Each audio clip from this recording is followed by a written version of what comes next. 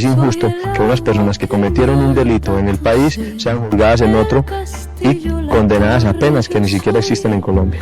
La espada que guarda el caudal, tú el aire que respiro yo y la luz de la luna en el mar, la garganta que ansío mojar, que temo ahogar de amor. Chapter 1. The Smuggler. Before cocaine, before cartels, before power, there was opportunity. In the early 1970s, Pablo Escobar was not yet a global figure. He was a small-time smuggler navigating Colombia's underground economy. Medellín was already a corridor for contraband, stolen appliances, black market cigarettes, fake lottery tickets. Escobar understood logistics before he understood drugs. He learned how to move goods quietly, how to pay the right police officer, how to silence the wrong witness. At first, cocaine was not his product. It was someone else's risk. But he noticed something critical. Demand in the United States was rising, and rising demand meant expanding margins. He did not fall into cocaine by accident. He calculated it. When he entered the trade, he did not enter as a courier. He entered as an organizer. He saw cocaine not as powder, but as leverage. And leverage changes everything. Chapter 2. Building the Machine. By the late 1970s, Escobar was no longer operating alone. He partnered with other traffickers. Together, they built what would become the Medellín Cartel. It was not a street gang. It was a corporation. Airstrips were carved into jungle land. Pilots were recruited internationally. Routes were tested repeatedly. Every shipment meant millions. Every successful landing meant expansion. Escobar focused on structure. He decentralized risk. If one route failed, another absorbed the loss.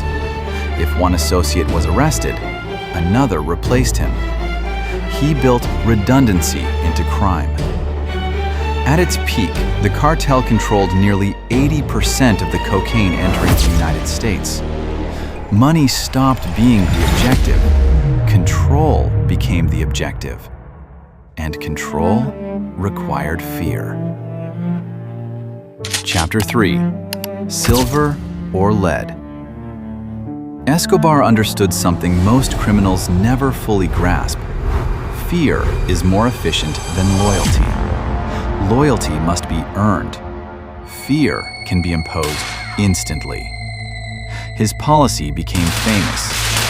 Plata or Plomo. Silver or lead. Accept the bribe or accept the bullet.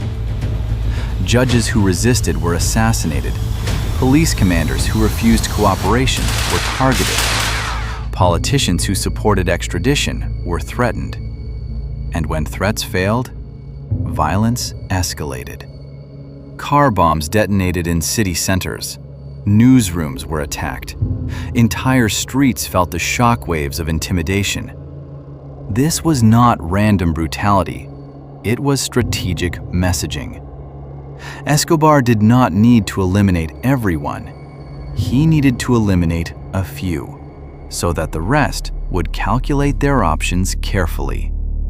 Fear created compliance, and compliance created temporary stability. But temporary systems do not last. Chapter 4.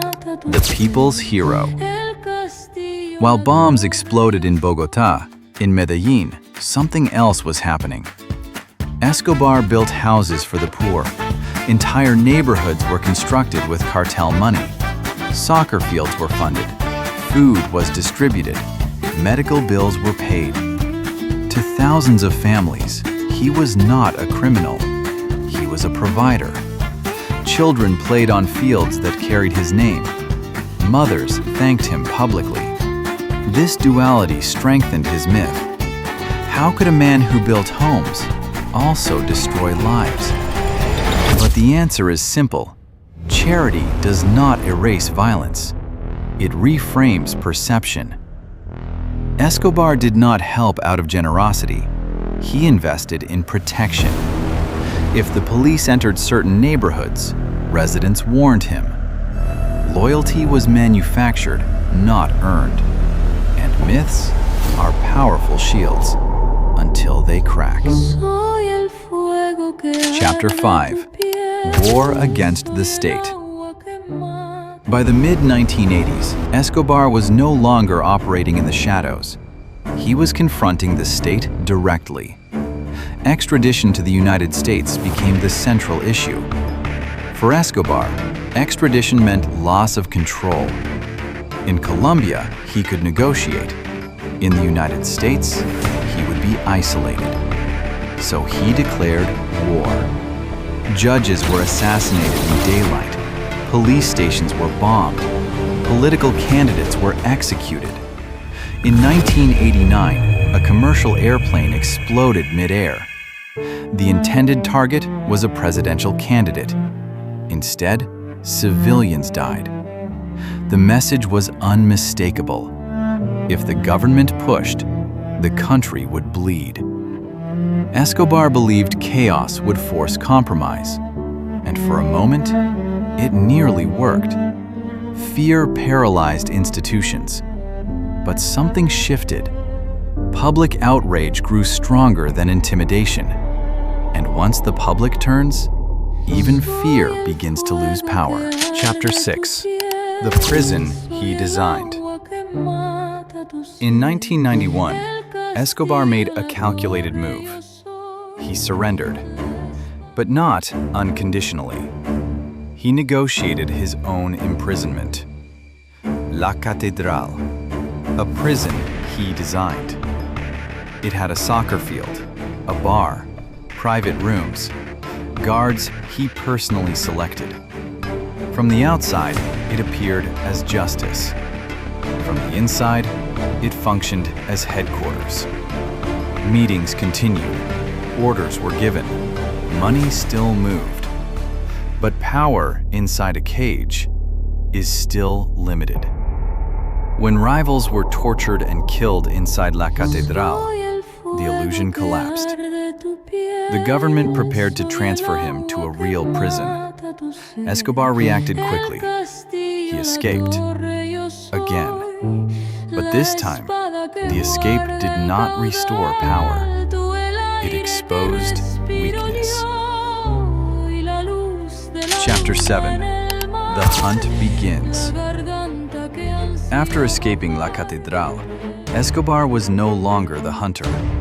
He was the hunted. The Colombian government formed an elite search bloc. United States intelligence increased surveillance support. Phone lines were monitored. Financial trails were tracked. Safe houses were identified. But there was another force closing in. Los Pepes. A shadow group formed by rivals, former associates, and those seeking revenge.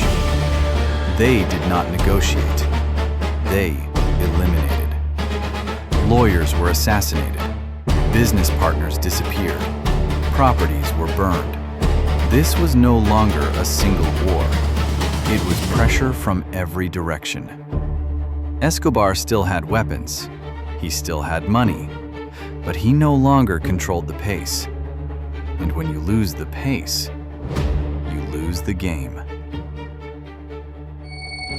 Chapter 8. Isolation. Power isolates. At his peak, Escobar was surrounded by hundreds. Now, his circle narrowed. Trust became fragile. Every conversation carried risk. Every location could be compromised. He moved constantly, apartment to apartment, neighborhood to neighborhood.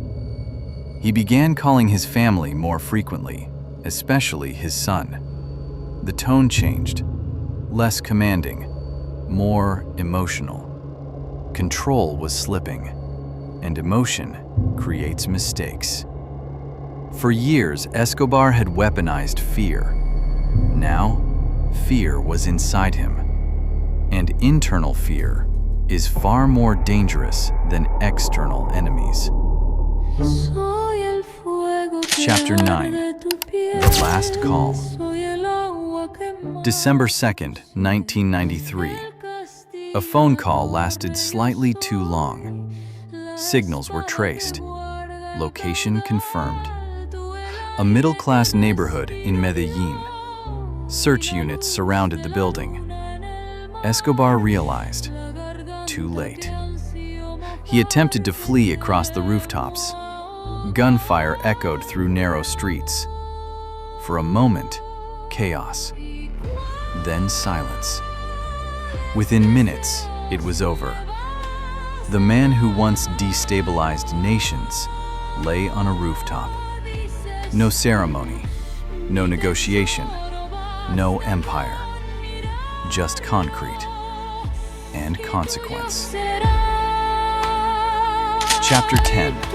The Collapse of a Myth. Escobar's death did not end the drug trade. It did not end violence. It did not erase cocaine from global markets. But it ended a myth. The myth of invincibility. For years, he believed fear could sustain power forever.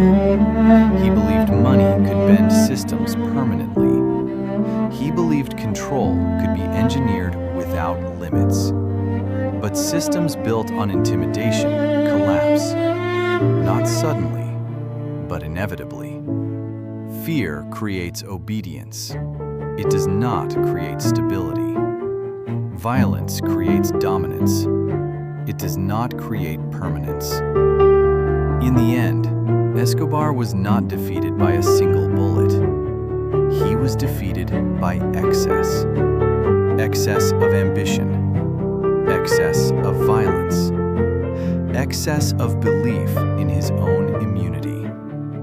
Empires built without limits collapse under their own weight. When they fall, they leave silence